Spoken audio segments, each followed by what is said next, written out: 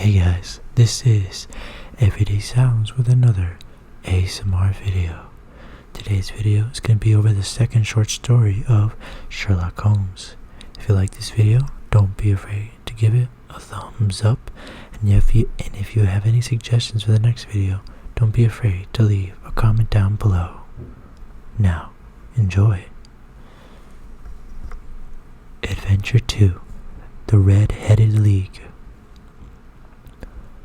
I had called upon my friend, Mr. Sherlock Holmes, one day in autumn of last year, and found him in deep conversation with a very stout, florid-faced, elderly gentleman with fiery red hair. With an apology for my intrusion, I was about to withdraw, when Holmes pulled me abruptly into the room and closed the door behind me. "You cannot possibly have come at better time, my dear Watson," he said, cordially. "I was afraid that you were engaged." "So I am, very much so." "Then I can wait in the next room." "Not at all. This gentleman, Mr. Wilson, has been my partner and helper in many of the most successful cases, and I have no doubt that you will be of the utmost use to me in yours also." The stout gentleman half rose from his chair and gave a bob of greeting, with a quick, little, questioning glance from his small, fat, encircled eyes. "Try the city," said Holmes, relapsing into his armchair and putting his fingertips together, as was his custom when in judicial moods. "I know, my dear Watson, that you share my love for all that is bizarre and outside the conventions of humdrum routine of everyday life. You have shown your relish for it by the enthusiasm which has prompted you to chronicle, and, if you'll excuse my saying so, somewhat to embellish so many of my own little adventures. Your cases have indeed been one of the greatest interest to me," I observed. "You will remember that I remarked the other day, just before we went into the very simple problem presented by Miss Mary Sutherland, that for strange effects and extraordinary combinations we must go to life itself, which is always far more daring than any effort of the imagination. A proposition which I took the liberty of doubting. You did, Doctor, but none the less you must come round to my view, for otherwise I shall keep on piling fact upon fact on you, until your reason breaks down under them and acknowledges me to be right. Now, Mr. Jarvis Wilson here have been good enough to call upon me this morning, and to begin a narrative which promises to be one of the most singular which I have listened to for some time. You have heard me remark that the strangest and most unique things are very often connected not with the larger but with the smaller crimes, and occasionally, indeed, where there is a room for doubt whether any positive crime has been committed. As far as I've heard, it is impossible for me to say whether the present case is an instance of crime or not, but the course of events is certainly among the most singular that I have ever listened to. Perhaps, Mr. Wilson, you would have the great kindness to reminisce your narrative. I ask you, not merely because my friend Dr. Watson was not heard the opening part, but also because the peculiar nature of the story makes me anxious to have every possible detail from your lips. As a rule, when I have heard some slight indication of the course of the events, I am able to guide myself by the sounds of other similar cases which occur to my memory. In the present instance, I am forced to admit that the facts are, to the best of my belief, unique." The portly client puffed out his chest with an appearance of some little pride, and pulled a dirty and wrinkled newspaper from the inside pocket of his greatcoat.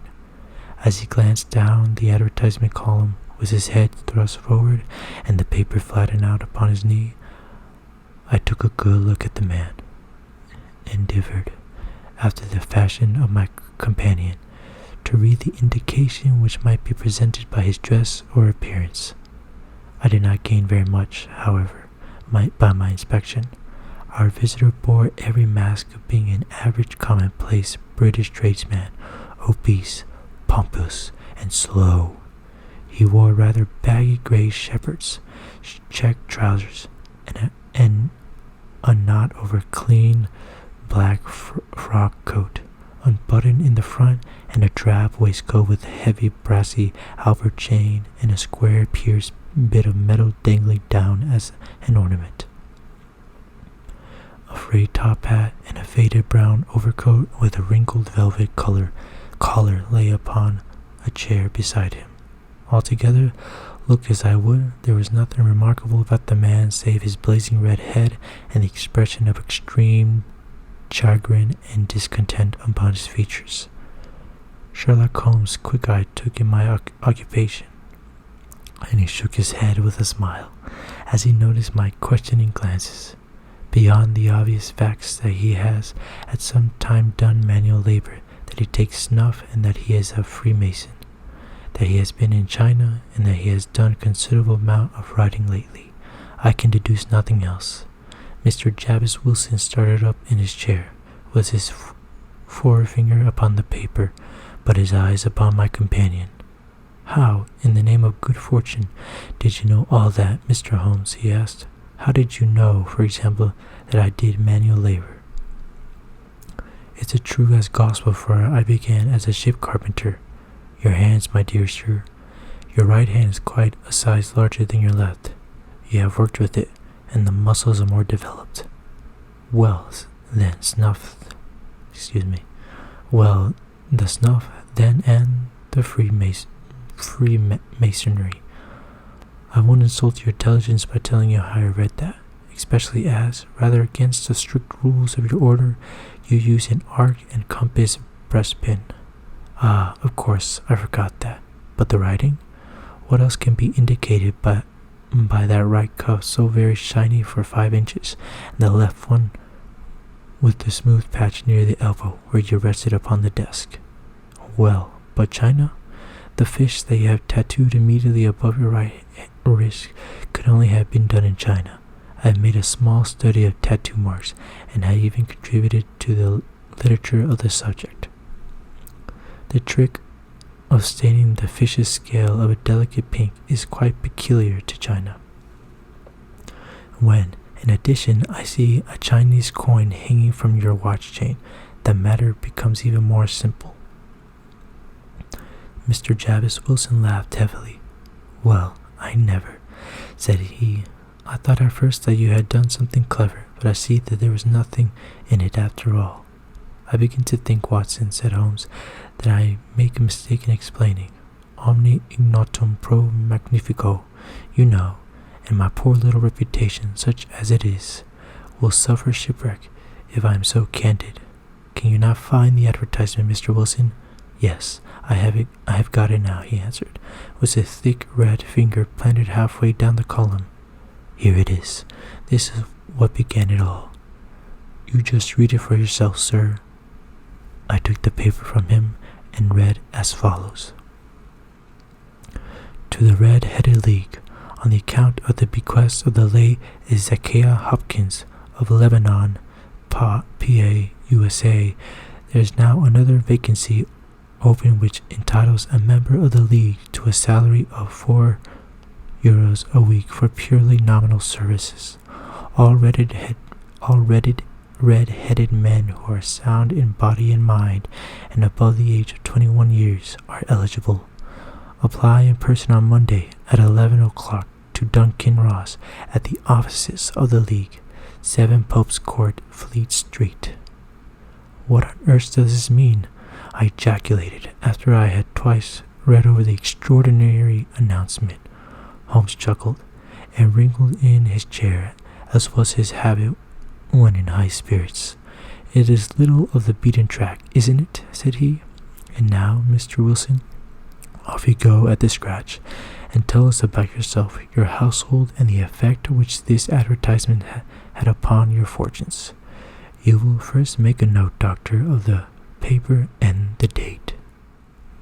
"It is the Morning Chronicle of April 27th, 1890, just 2 months ago." "Very good. Now, Mr. Wilson?" "Well, it is just I have been telling you, Mr. Sherlock Holmes," said Jabez Wilson, mopping his forehead. "I have a small pawnbroker's business at Coburg Square, near the city. It's not a very large affair, and of late years it has not done more than just give me a living. I used to be able to keep 2 assistants, but now I only keep 1, and now I have a job to pay him. But that he will, and I would have a job to pay him, but that he is willing to come for half wages so as to learn the business. What is the name of this obliging youth? Asked Sherlock Holmes. His name is Vincent Spaulding, and he is not such a youth either. It's hard to say his age. I should not wish a smarter assistant, Mr. Holmes, and I know very well that he could better himself and earn twice what I am able to give him. But, after all, if he is satisfied, why should I put ideas in his head? Why, indeed? You seem most fortunate in having an employee who comes under the full market price. It is not a common experience among employers in this age. I don't know that your assistant is not as remarkable as your advertisement. Oh, he has his faults too, said Mr. Wilson.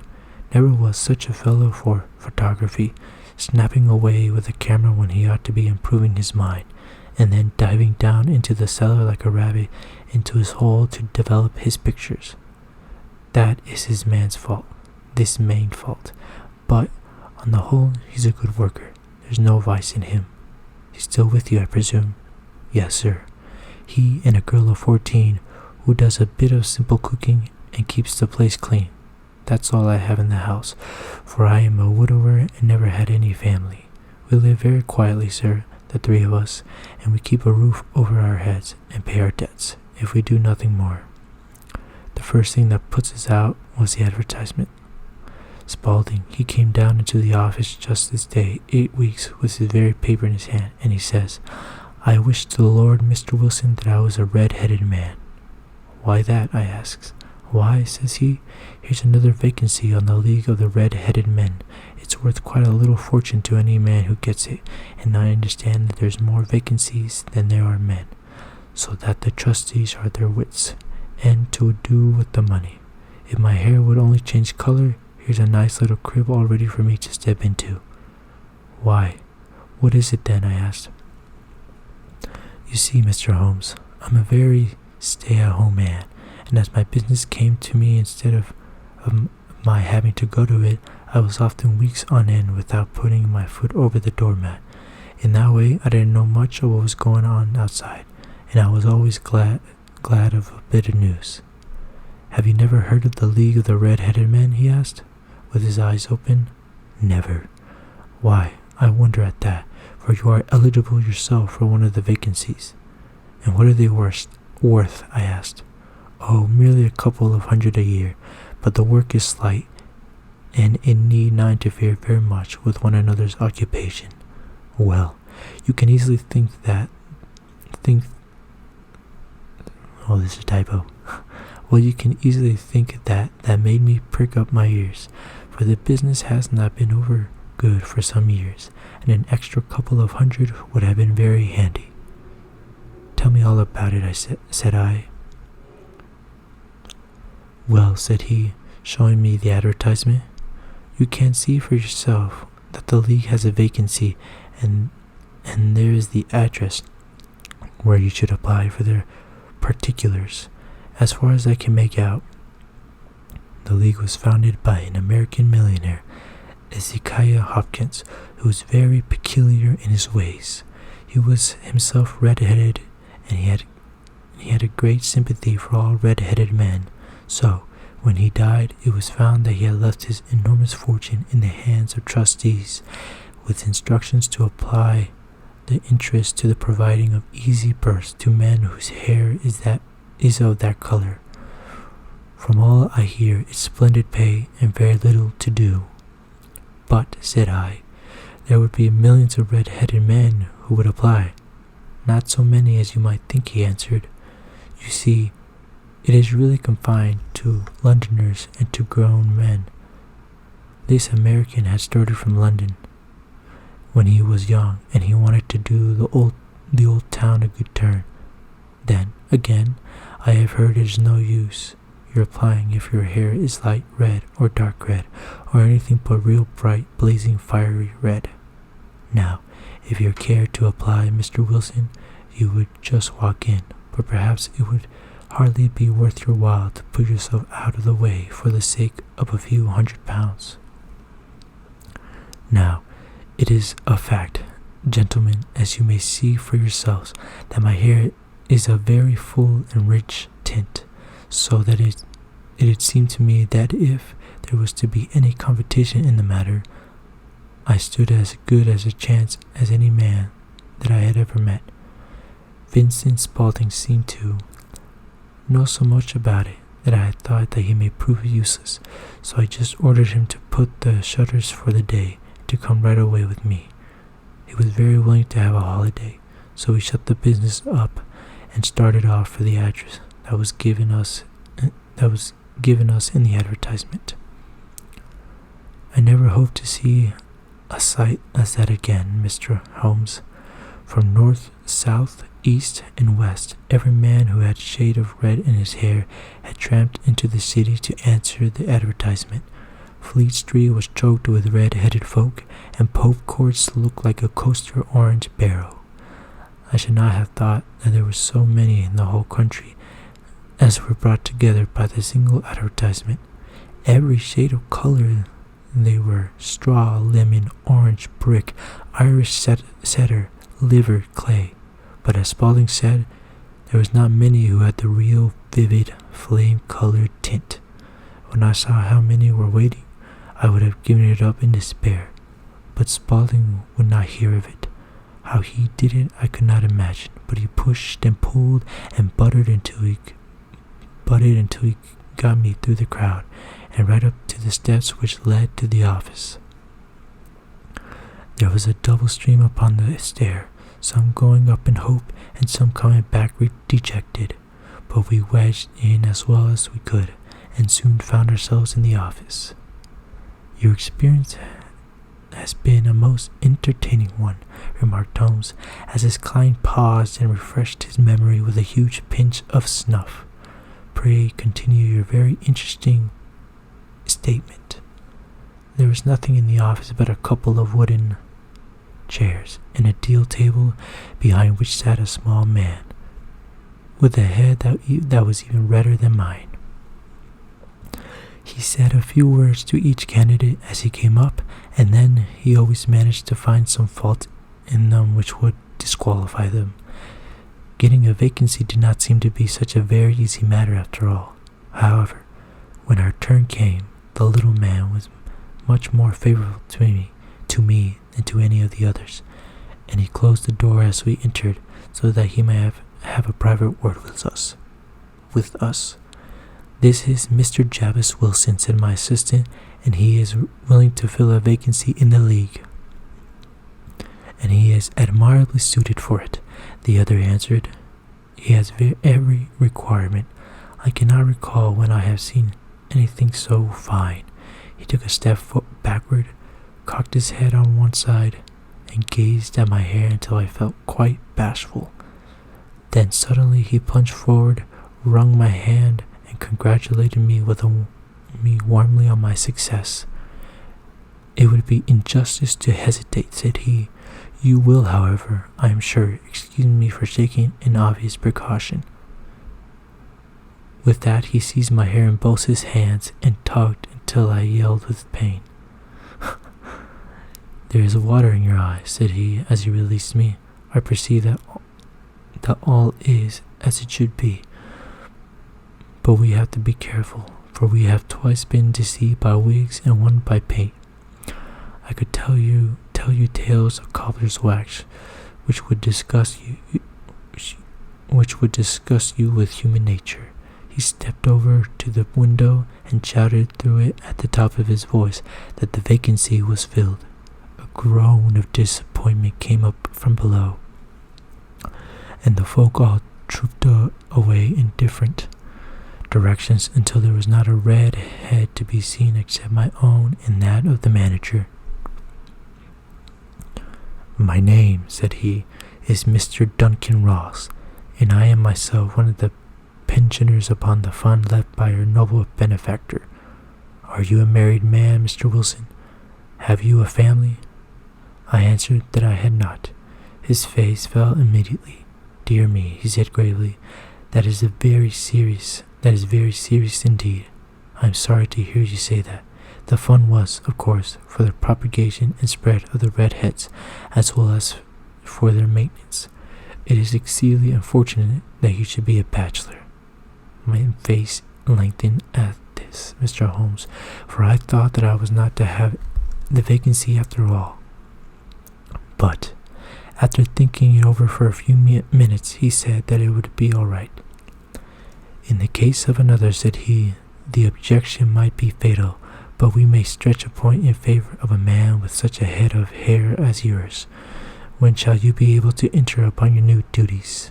"Well, it is a little awkward, for I have a business already," said I. "Oh, never mind about that, Mr. Wilson," said Vincent Spaulding. I shall be able to look after that for you." "What would be the hours?" I asked. 10 to 2. Now, a pawnbroker business is mostly done of an evening, Mr. Holmes, especially Thursday and Friday evening, which is before payday, so it would suit me very well to earn a living in the mornings. Besides, I knew that my assistant was a good man, and that he would see to anything that turned up. "That would suit me very well," said I, "and the pay is €4 a week, and the work is purely nominal." "What do you call purely nominal?" "Well, you have to be in the office, or at least in the building, the whole time. If you leave, you'll forfeit your whole position forever. The will is very clear upon the point. You don't comply with the conditions if you budge from the office during that time. It is only 4 hours a day, and I should not think of leaving," said I. "No excuse will avail," said Mr. Duncan Ross. "Neither sickness nor business nor anything else. There you must stay, or you will lose your billet. And the work is to copy the Encyclopedia Britannica. There is the first volume of it in that press. You must find your own ink, pens, and blotting paper, but we provide this table and chair. Will you be ready tomorrow?" "Certainly," I answered. "Then goodbye, Mr. Jabez Wilson, and let me congratulate you once more on the important position which you have been fortunate enough to gain." He bowed me out of the room, and I went home with my assistant, hardly knowing what to say or do. I was so pleased at my own good fortune. Well, I thought over the matter all day, and by evening I was in low spirits again, for I had quite persuaded myself that the whole affair must be some great hoax or fraud, though what his object might be I cannot imagine. It seemed altogether past belief that anyone could make such a will, or that they would pay such a sum for doing anything so simple as copying out the Encyclopedia Britannica. Vincent Spaulding did what he could do to cheer me up, but by my bedtime I had reasoned myself out of the whole thing. However, in the morning I determined to have a look at it anyhow, so I bought a penny bottle of ink, and with a quill pen and 7 sheets of foolscap paper, I started off for Pope's Court. Well, to my surprise and delight, everything was as right as possible. The table was set out ready for me, and Mr. Duncan Ross was there to see that I got fairly to work. He started me off upon the letter A, and then he left me. But he would drop in from time to time to see that all was right with me. At 2 o'clock, he bade me good day, complimented me upon the amount that I had written, and locked the door of the office after me. This went on day after day, Mr. Holmes, and on Saturday the manager came in and planked down 4 golden sovereigns for my week's work. It was the same next week, and the same the week after. Every morning I was there at 10, and every afternoon I left at 2. By degrees, Mr. Duncan took to coming in only once a morning, and then after a time he did not come in at all. Still, of course, I never dared to leave the room for any instant, for I was not sure when he might come, and the billet was such a good one and suited me so well that I would not risk the loss of it. 8 weeks passed away like this, and I had written about abbots, archery, and the armor, and architecture, and Attica, and hoped with diligence that I might get on to the piece before very long. It cost me something of foolscap, and I had pretty nearly filled a shelf with my writing. And then suddenly the whole business came to an end. To an end? Yes, sir. And no later than this morning I went to my work as usual at 10 o'clock. But the door was shut and locked, with a little square of cardboard hammered on to the middle of the panel with a tack. Here it is, and you can read it for yourself. He held up a piece of white cardboard about the size of a sheet of notepaper. It is read in this fashion: The Red-Headed League is dissolved October 9th, 1890. Sherlock Holmes and I surveyed this curt announcement and the rueful face behind it, until the comical side of the affair so completely overtopped every other consideration that we both burst out into a roar of laughter. "I cannot see that there's anything very funny," cried our client, flashing up to the roots of his flaming head. "If he can do nothing better than laugh at me, I can go elsewhere." No, cried Holmes, shoving him back into the chair from which he had half risen. "I really wouldn't miss your case for the world. It is the most refreshingly unusual. But there is, if you'll excuse me saying so, something just a little funny about it. Pray, what steps did you take when you found the card upon the door?" "I was staggered, sir. I did not know what to do. Then I called at the offices around, but none of them seemed to know anything about it. Finally, I went to the landlord, who's an accountant living on the ground floor, and I asked him if he could tell me what had become of the Red-Headed League. He said that he had never heard of any such body. Then I asked him who Mr. Duncan Ross was. He answered that the name was new to him. "Well," said I, "the gentleman at number 4. "What, the red-headed man?" "Yes." "Oh," said he, "his name was William Morris. He was a solicitor, and he was using my room as a temporary convenience until his new premises were ready. He moved out yesterday." "Where could I find him?" "Oh, at his new offices. He did tell me the address. Yes, 17 King Edward Street, near St. Paul. I started off, Mr. Holmes, but when I got to the address, it was a manufactory of artificial kneecaps, and no one in it had ever heard of Mr. William Morris or Mr. Duncan Ross." "And what did you do then?" asked Holmes.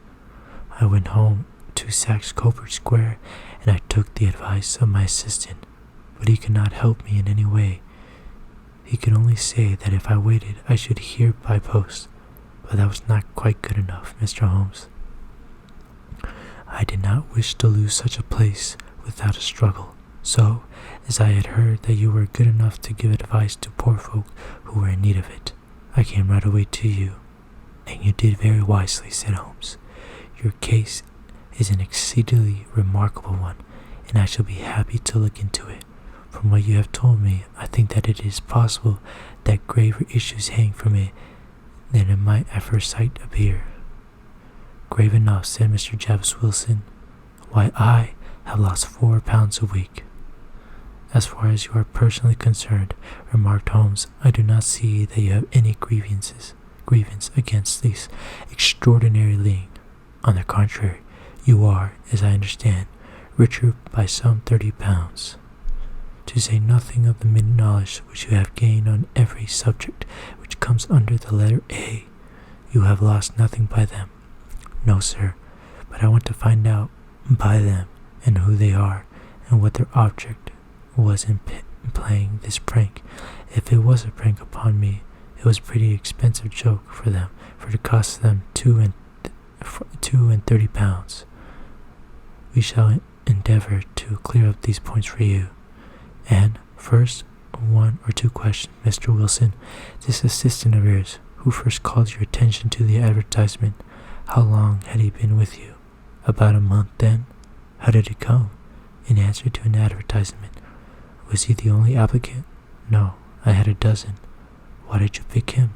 Because he was handy and would come cheap. At half wages, in fact. Yes.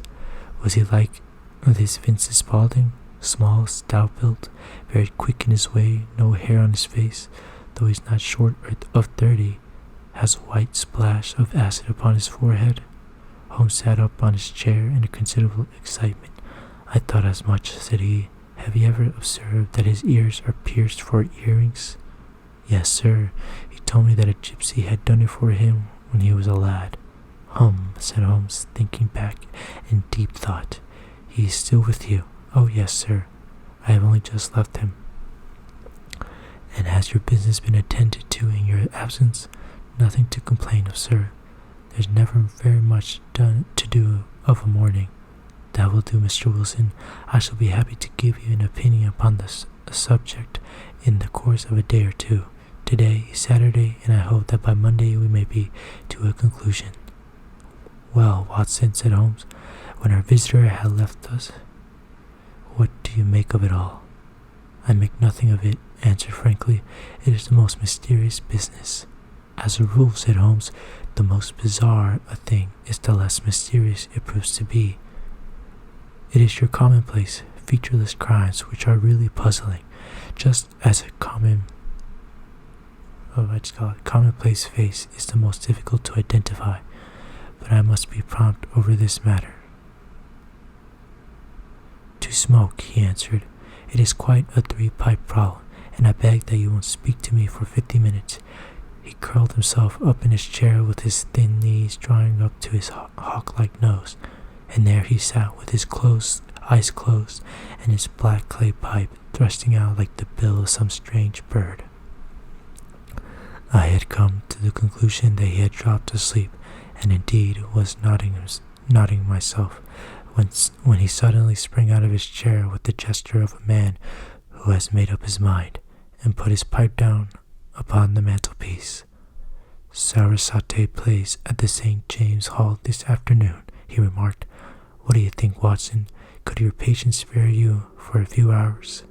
I have nothing to do today. My practice is never very absorbing. Then put on your hat and come.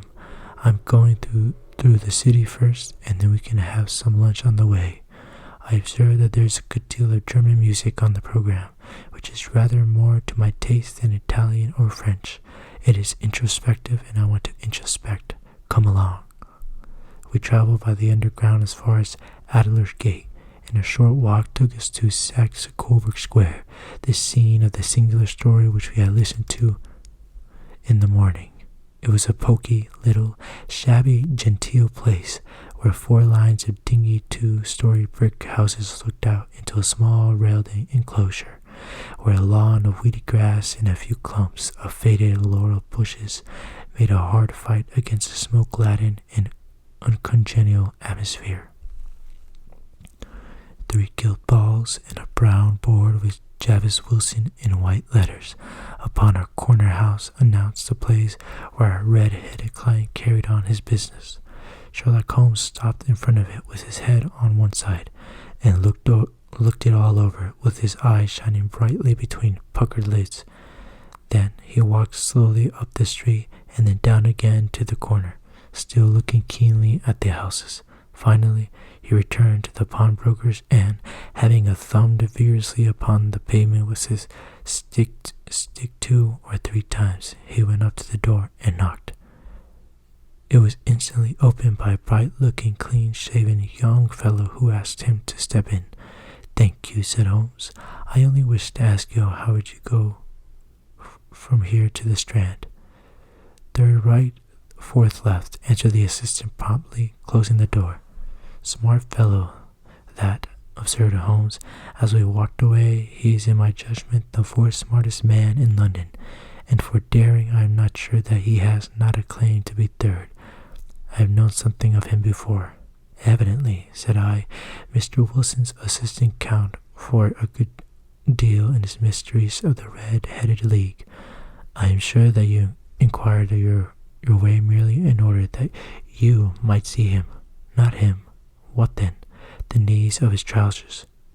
And what did you see? What I expected to see. What did you beat the pavement? My dear doctor, this is a time for observation, not for talk. We are spies in an enemy's country. We know something of Saxe-Coburg Square. Let us now explore the parts which lie behind it. The road in which we found ourselves as we turned around the corner from the retired Saxe-Coburg Square presented as great a contrast to it as the front of a picture does to the back. It was one of the main arteries which convey the traffic of the city to the north and west. The roadway was blocked with the immense stream of commerce flowing in a double tide inward and outward, while the footpaths were black and with the hurrying swarm of pedestrians. It was difficult to realize, as we looked at the line of the fine shops and stately business premises, that they really upped on the other side upon the faded and stagnant square which we had just quitted. Let me see, said Holmes, standing at the corner and glancing along the line. I should like just to remember the order of the houses here. It is the hobby of mine to have an exact knowledge of London. There's Mortimer's, Tobacconist's, the little newspaper shop, and the Coburg branch of the City and Suburb Bank, the vegetarian restaurant, and McFarland's carriage building depot that carries us right onto the other block. And now, doctor, we've done our work, so it's time we had some play. A sandwich and a cup of coffee, and then off to Violin Land, where all is sweetness and delicacy and harmony. And there are no red-headed clients to vex us with their conundrums. My friend was an enthusiastic musician, being himself not only a very capable performer, but a composer of no ordinary merit. All the afternoon he sat in the stalls, wrapped in the most perfect happiness, gently waving his long, thin fingers in time to the music, while his gentle, smiling face and his languid, dreamy eyes were as unlike those of Holmes, the sleuth-hound, Holmes, the relentless, keen-witted, ready-handed criminal agent, as it was possibly to conceive. In his singular character, the dual nature alternately asserted itself, and his extreme exactness, as astuteness represented, as I have often thought, the reaction against the poetic, contemplative mood which occasionally predominated in him. The swing of his nature took him from extreme languor to devouring energy, and, as I knew well, he was never so truly formidable as when, for days on end, he had been lounging in his armchair amid his improvisations and his black-letter editions. Then it was that the lust of the chase would suddenly come upon him, and that his brilliant reasoning power would rise to the level of intuition, until those who were unacquainted with his methods would look askance at him as on a man whose knowledge was not of other mortals. When I saw him that afternoon, so enwrapped in the music at St. James Hall, I felt that an evil time might have come upon those whom he had set himself to hunt down. You want to go home, no doubt, doctor, he remarked as we emerged. Yes, it would be as well. And I have some business to do, which will take some hours. This business at Coburg Square is serious. Why serious? A considerable crime is in contemplation. I have every reason to believe that we shall be in time to stop it. But today, being Saturday, rather complicates matters. I shall want your help tonight. At what time? 10 will be early enough. I shall be at Baker Street at 10. Very well. And I say, doctor, there may be some little danger, so kindly put your armory revolver in your pocket. He waved his hand, turned on his heels, and disappeared in an instant among the crowd. I trusted that I had not more dents than my neighbors, but I was always oppressed with a sense of my own stupidity in my dealings with Sherlock Holmes. Here I heard that he had heard I had been what he had seen, and yet from his words that it was evident that he had saw clearly not only what had happened, but was about to happen, while to me the whole business was still confused and grotesque. As I drove home to my house in Kensington, I thought over it all, from the extraordinary story of the red-headed copier of the encyclopedia down to the visit of Saxe Coburg Square, and the ominous words with which he had parted from me. What was his nocturnal expedition, and why should I go armed? Where were we going, and what were we to do? I had the hint from Holmes that this smooth-faced pawnbroker assistant was a formidable man, a man who might play a deep game. I tried to puzzle it out, but gave it up in despair and set the matter aside until night should bring an explanation. It was 9:15 when I started from home and made my way across the park, and so through Oxford Street to Baker Street. 2 hansoms were standing at the door, and I entered the passage. I heard the sound of voices from above. On entering his room, I found Holmes in animated conversation with 2 men, one of whom I recognized as Peter Jones, the official police agent, while the other was a long, thin, sad-faced man with a very shiny hat and an oppressively respectable frock coat. "Ha, our party is complete," said Holmes, buttoning up his peaked jacket and taking his heavy hunting crop from the rack. "Watson, I think you know Mr. Jones of Scotland Yard. Let me introduce you to Mr. Merryweather, who is to be our companion in tonight's adventure."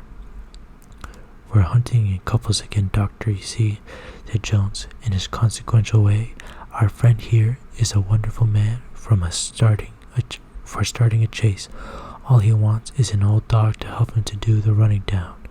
"I hope a wild goose may not prove to be the end of our chase," observed Mr. Merryweather gloomily.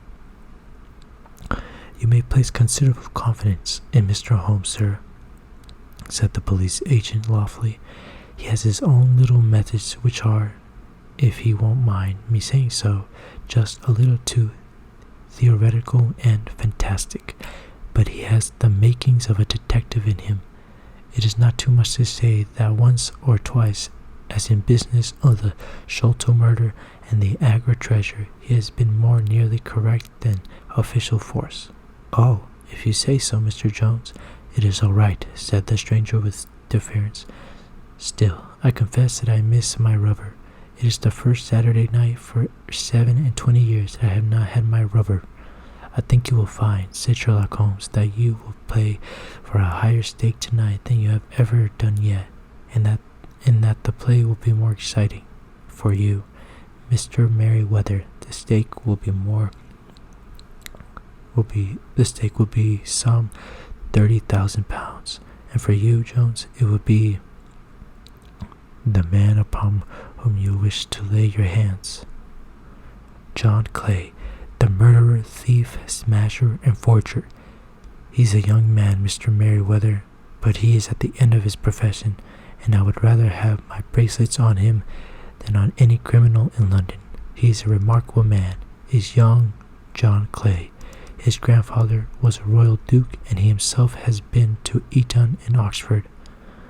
His brain is as cunning as his fingers, and though we meet signs of him at every turn, we never know where to find the man himself.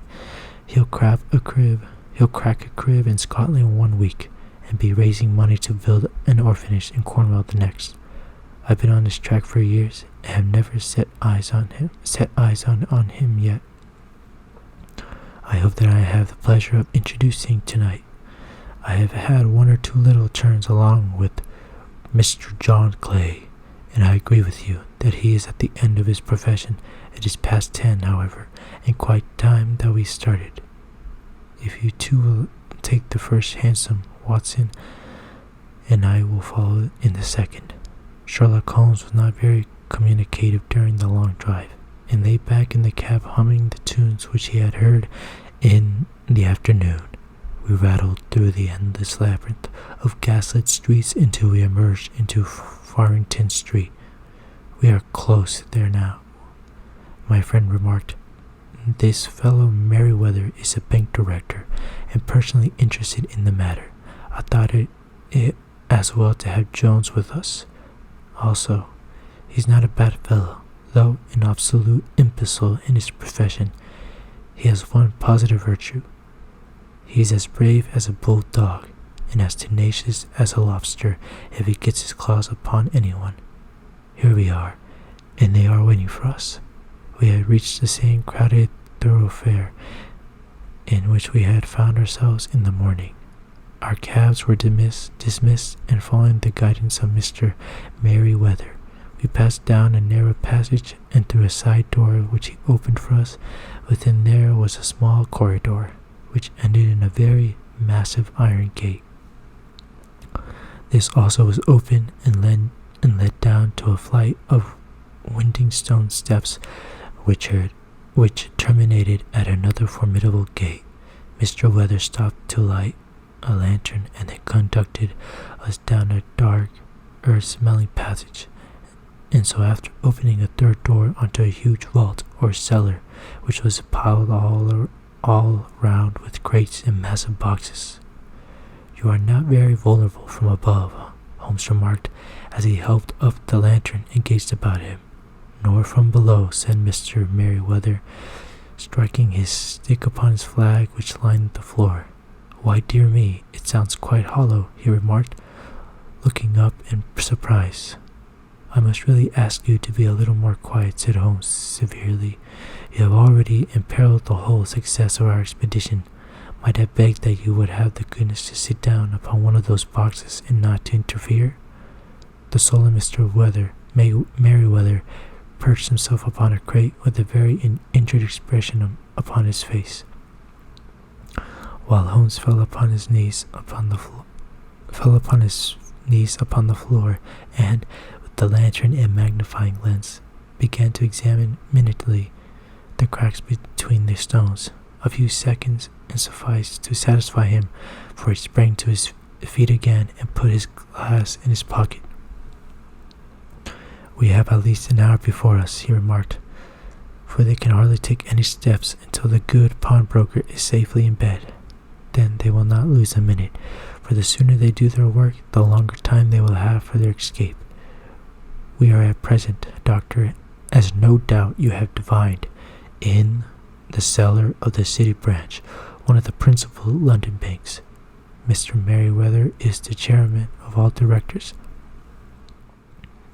and he will explain to you that there are reasons why more daring criminals of London should take a considerable interest in this cellar at present. It is our French gold, whispered the director. We have had several warnings that an attempt might be made upon it. Your French gold? Yes.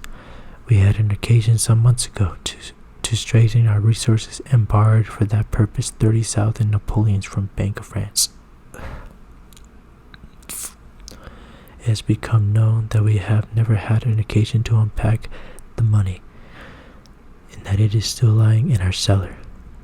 The crate upon which I sit contains 2,000 Napoleons packed between the layers of lead foil. Our reserve of bullion is much larger at present than is usually kept in a single branch office, and the directors have had misgivings upon the subject, which were very well justified, observed Holmes. Now it is time that we arrange our little plans. I expect that within an hour matters will come to a head. In the meantime, Mr. Merriweather, we must put the screen over the dark lantern. And sit in the dark? I'm afraid so. I had brought a pack of cards in my pocket, and I thought that we were a party career. You may have your rubber after all, but I see that the enemy's preparations have gone so far that we cannot risk the presence of a light. And first of all, we must choose our positions. These are daring men, and though we shall take them at a disadvantage, they may do us some harm unless we are careful. I shall stand behind this crate, and do you conceal yourself behind those. Then, when I flash a light upon them, close in swiftly. If they fire, Watson, have no compunction about shooting them down.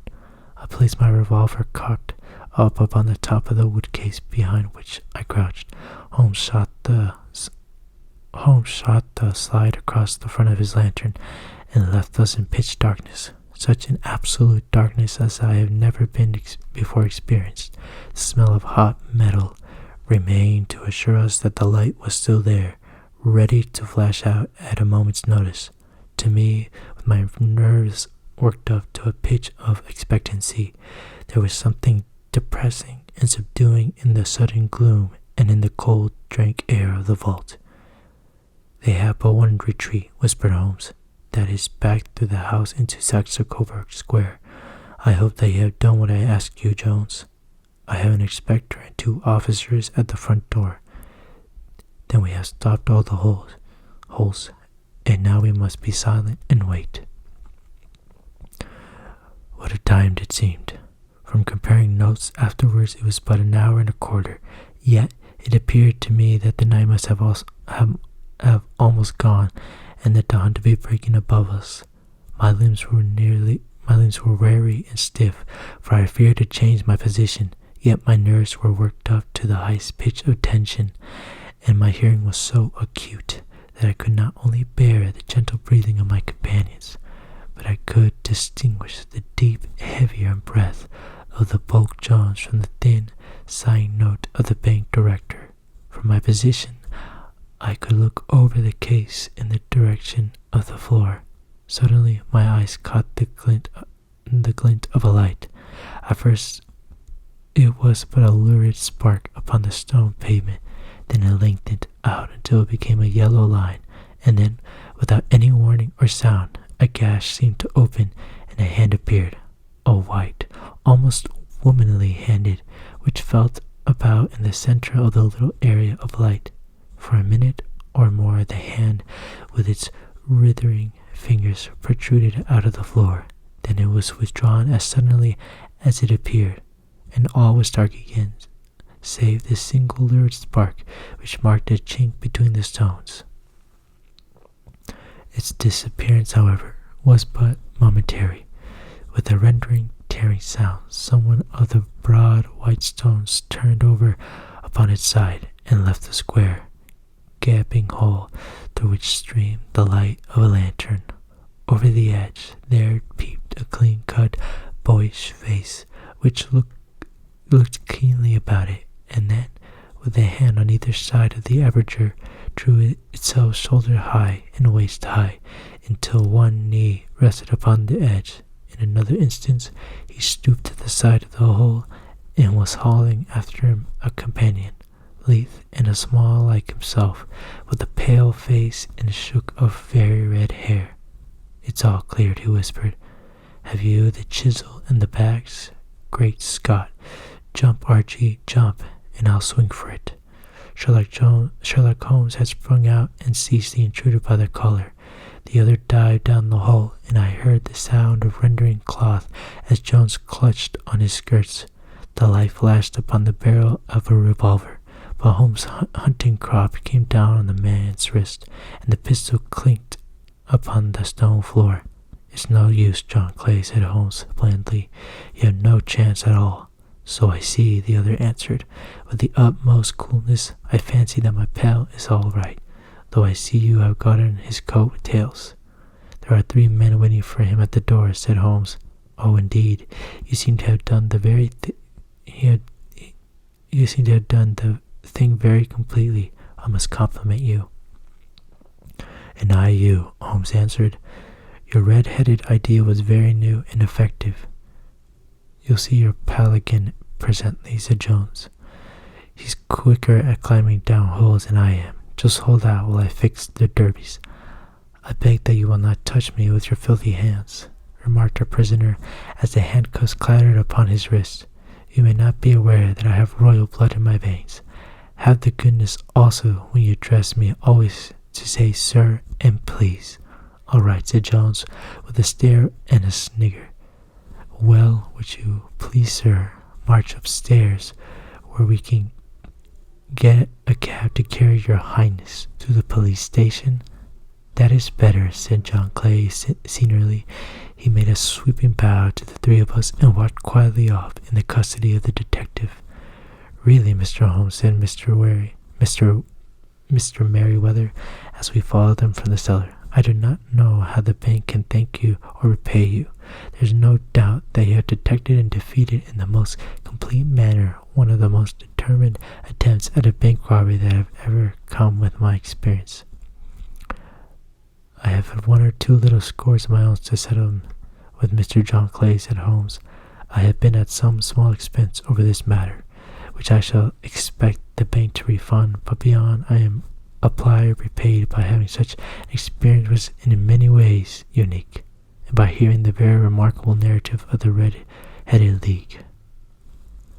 You see, Watson," he explained, "in the early hours of the morning, as we sat over a glass of whiskey and soda in Baker Street, it was perfectly obvious from the first that the only possible object of this rather fantastic business of the advertisement of the League and the copying of the encyclopedia must be to get to this not overnight pawnbroker out of the way for a number of hours every day. It was a curious way of managing it, but really it would be difficult to suggest a better. The method was no doubt suggested to Clay's ingenious mind by the color of his accomplice's hair. The £4 a week was a lure which must draw him. And what was it to them, who were playing for thousands? They put it in the advertisement. One rogue has the temporary office, the other rogue incites the man to apply for it, and together they manage to secure his absence every morning in the week. From the time that I heard of the assistant having come from half wages, it was obvious to me that he had some strong motive for securing the situation.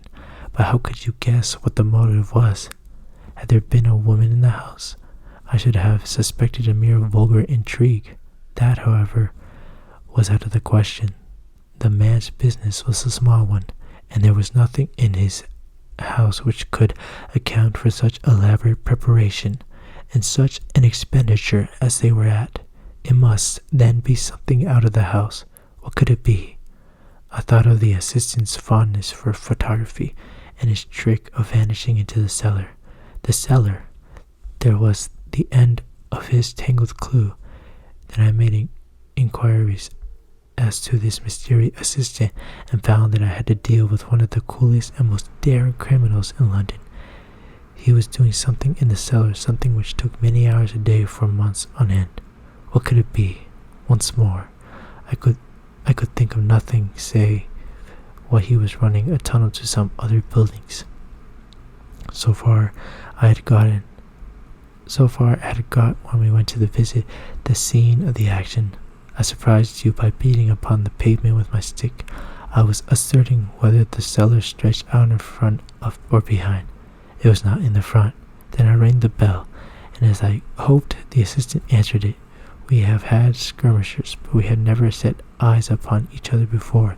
I hardly looked at his face. His knees were what I wished to see. You must yourself have remarked how worn, wrinkled, and strained they were. They spoke of those hours of borrowing. The only remaining point was that they were borrowing for. I walked around the corner and saw the city and suburban bank abutted on our friend's premises, and felt that I had solved my problem. When you drove home after the concert, I called upon Scotland Yard and upon the chairman at the bank directors, with the result that you have seen. And how could you tell that they would make their attempt tonight? I asked. Well, when they closed their League offices, that was a sign that they had cared no longer about Mr. Jarvis Wilson presence. In other words, when they had completed their tunnel. But it was essential that they should use it soon, as it may be discovered or the bullion might be removed. Saturday would suit them better than any other day, as it would give them 2 days for their escape. For all these reasons, I expected them to come tonight. You reasoned it out beautifully, I exclaimed, in the unfeigned admiration. It is so long a chain, and yet every link rings true. It seemed me for anew, he answered, yawning. Alas, I already feel it closing in upon me. My life is spent in one long effort to escape from the commonplaces of existence. These little problems help me to do so. And you are a benefactor of the race, said I.